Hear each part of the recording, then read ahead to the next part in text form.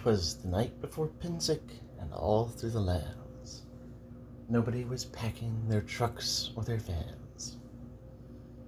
So since we're stuck here, let's talk Pinsick tourneys, especially the Atlantian 5-man tourney, tactics, and all of the wonders that are part of 5-man tourneys. I'm Wistric. These are my FunkoPops.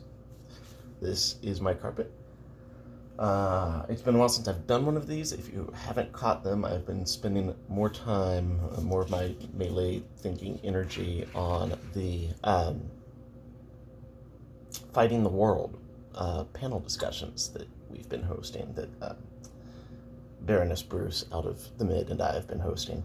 Those have been super fun. They're also on my YouTube. You should track them down. You should join them. We do them twice a month. And sometimes some specials, including Saturday, August 8th at 9 p.m. We are doing the virtual Pinsick special edition, where we are going to talk about the best, worst, most wonderfulest, most hotly disputed scenario at Pinsick ever, the D&D Town Battle from 2006. But for now, 5-man. Okay, so this is what you see on the 5-man tourney. 2 lines of 5. And here we have our team of the Western Worst and our team of Jurassic Park dinosaurs. And what you usually see way too often is we're going to walk at each other and then have some one-on-one fights. And maybe this flank will collapse or fall back over here. And then somebody will kill somebody. Some people will die, and somebody will think, we are the better team at melee. And they aren't. Because this is not a team winning melee. This is 5 individuals working, killing people. But the unit is not winning melee. The unit is not superior. They just had better luck fighting, or better skill fighting.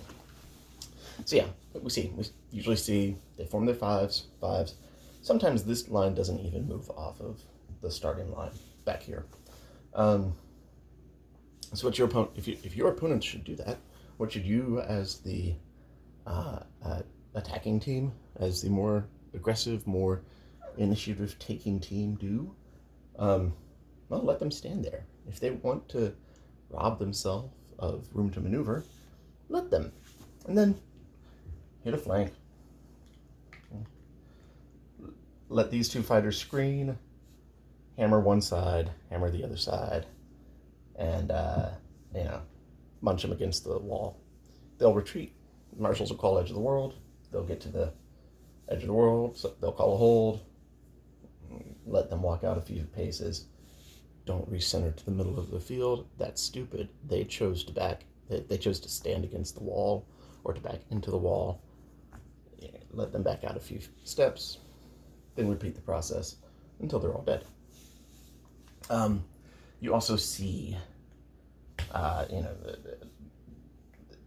especially what's kind of frustrating watching these fights is that you'll see the 5-man,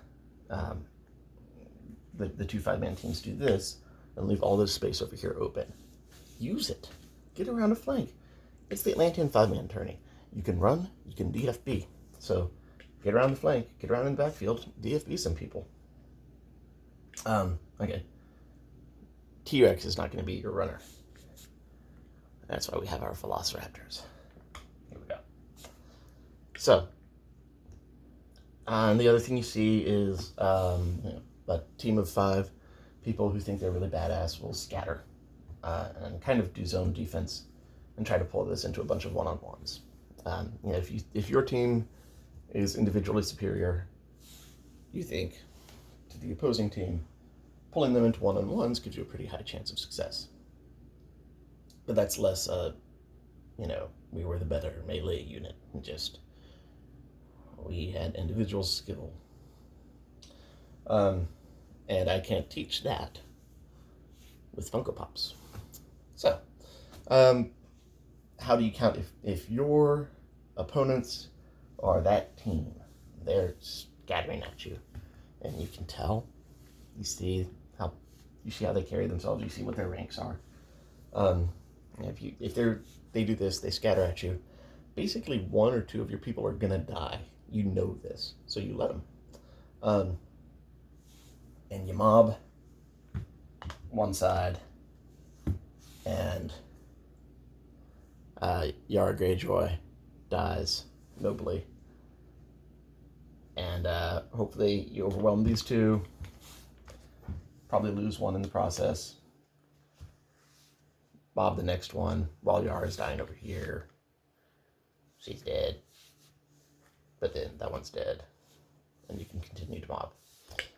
That means an aggressive, high-speed countercharge as they start their scatter. You've picked your target, and at go, you have to get to your targets before their team of cavaliers, of hot dogs can move to reinforce each other. So yeah, it's the timing's important. Yara has to jump in the way while the mob goes this way. And that is the 5v5. This has been 6 minutes. I'm going to see if I can keep these pretty short.